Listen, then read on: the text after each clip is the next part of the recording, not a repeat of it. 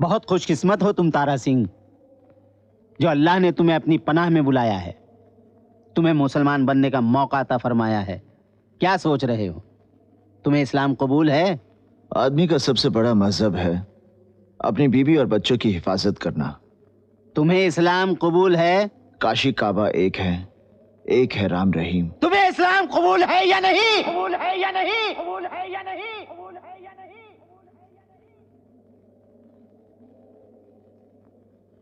कबूल है।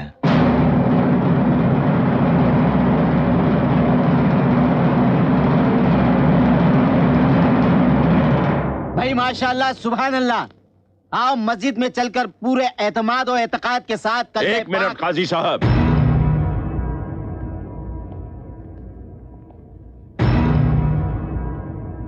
इससे पहले कि इसके कदम पाक मस्जिद में पड़े, ये एतबार तो कर लिया जाए कि ये मुसलमान बनने के काबिल है भी या नहीं। अगर तुम्हें इस्लाम कबूल है तो ठीक है, कहो इस्लाम जिंदाबाद।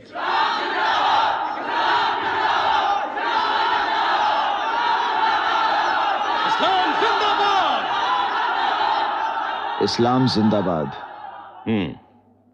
कहो पाकिस्तान जिंदाबाद।